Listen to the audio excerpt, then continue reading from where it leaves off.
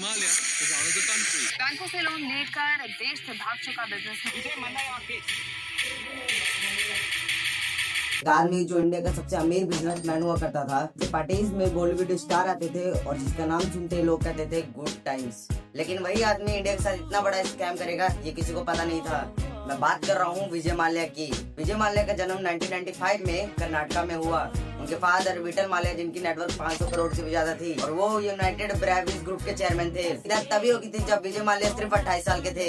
विजय माल्या के फादर की डेथ होने के बाद उन्होंने अपना पूरा बिजनेस संभाल लिया था। लेकिन ट्विस्ट ये है कि आखिरकार क्या हुआ कि इंडिया के साथ उनको स्कैम करना पड़ा। ऐसे ही शुरू होती है किंग ऑफ गुड्स टाइम की स्टोरी। विजय माल्या ने एक बियर ब्रांड लॉन्च किया 1978 में और इसका नाम रखा किंगफिशर बियर। धीरे धीरे किंगफिशर इंडिया की नंबर 1 बियर ब्रांड बन गई और विजय माल्या के पास पैसा, पावर, फेम आ चुका था। लेकिन विजय माल्या यहीं पे नहीं रुकते हैं। 2005 में विजय माल्या ने एक और सपना देखा और लॉन्च की किंगफिशर एयरलाइन, एक ऐसी एयरलाइन जिसमें आपको कम प्राइस में टिकट मिल जाता था और फ्लाइट एकदम लग्जरियस हुआ करती थी।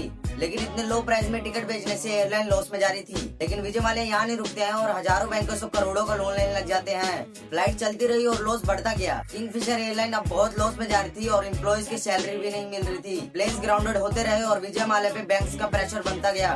विजय माल्या पे 9000 करोड़ से भी ज्यादा का लोन बन गया था और बैंक वाले बोल रहे थे पैसा वापस करो। माल्या बोल रहे थे कि टाइम दो और टाइम खत्म हो रहा था।